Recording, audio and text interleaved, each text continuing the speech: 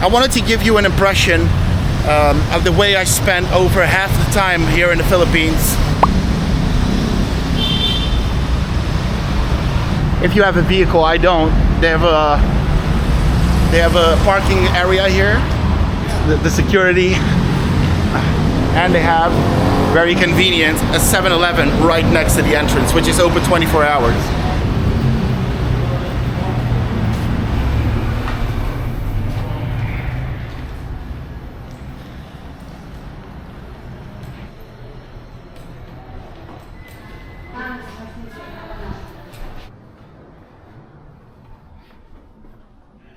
So this is what the studio looks like when you come in. There is 24/7 security, so I don't have any concerns when it comes to safety. One of the disadvantages, I start straight away with nagging. No, I'm just joking. It's actually a very common thing in Southeast Asia is the sound isolation. This door, it's pretty much just like a regular house door. So when somebody walks by here, you can just hear the footsteps. When somebody's talking, you can hear it really loud. It can be a bit noisy. Here is the kitchen. The kitchen has like 2 electrical plates that you can cook on. It comes with a lot of appliances. Overall, it's a very spacious place here. We have a wardrobe to put your clothes in. We have a sleeping couch. Can be used as a couch. It can also be laid down flat on the floor. If you have guests over, I never use it to be honest. This is my little workstation. The desk, as you can see, is not too big, but it's big enough. The bed is also big enough. Easily 2 people can sleep here. I don't have any use for these things really, so I put them up there. There's a fan, which is good. One of the good things also, a big television. That's the airco unit, as I said, over there. Now, one of the best features of the apartment, the view.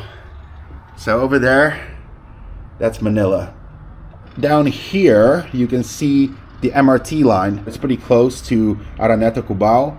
And that is EDSA, one of the major roads here in the Metro Manila. A lot of traffic jams in Manila, and especially during peak hours. One time I made a mistake by booking a Grab from Chinatown to Cubao during rush hour.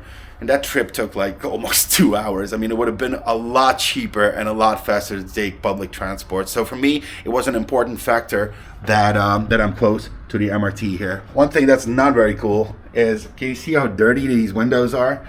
It's the outside. I cannot clean them. So it's one room. Yeah. One room.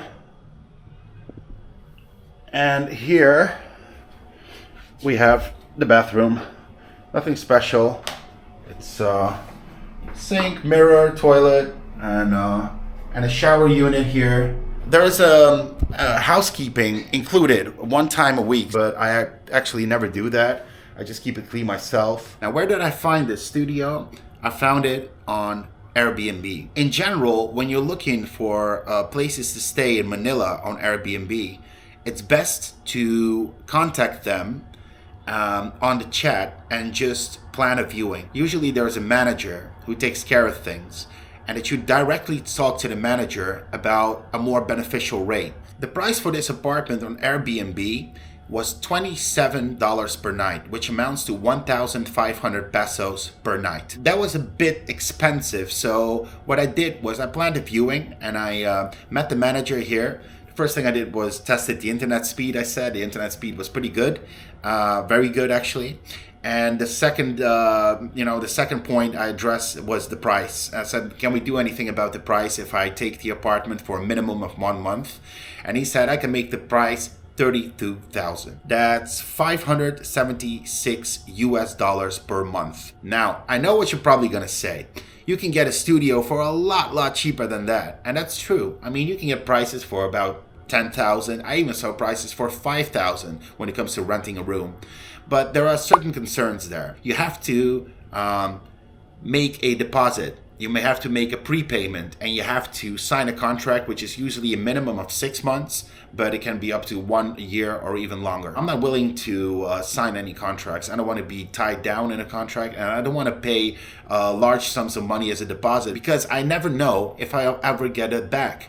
See, this is something that happens in Europe as well. People paying for deposits when they rent a place and not seeing a penny of that money, or just like a small portion of that money when they leave. When I directly addressed the manager of this place, and he gave me the price of $32,000 per month, he was very flexible with it.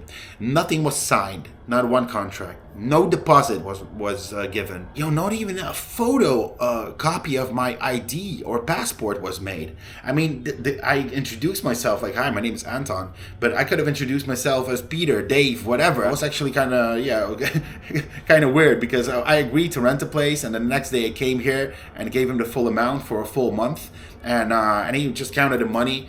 And then he said, like, "Hey, here are the keys. All right, see ya, bye." And he just left me here. So my tip is, have a chat directly on Airbnb and plan a viewing, and don't go into details on Airbnb. A lot of people in Asia, they want to go around that. So yeah, but I had a good time here. Also, a very good part of it is that this apartment complex, it has a gym and a swimming pool.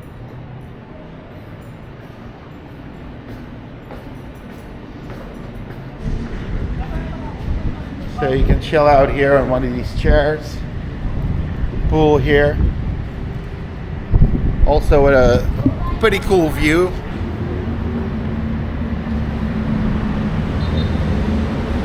Here we are. Quezon City, Cubao. And EDSA down here. And over there is a small gym. It's not that big of a deal, but for me it is, because you just can go down in a flash. And the most important thing is that Manila is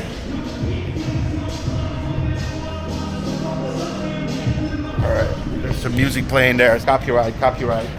The most important thing for me is it has a treadmill, because Manila, it's pretty much impossible to go for a jog. Quite challenging, as I said before, to go for a walk in Manila, because you have to be a parkour enthusiast. So going down a couple of floors and go for a jog here is an excellent option for me personally. Go back up, take a shower, take a dive into the pool.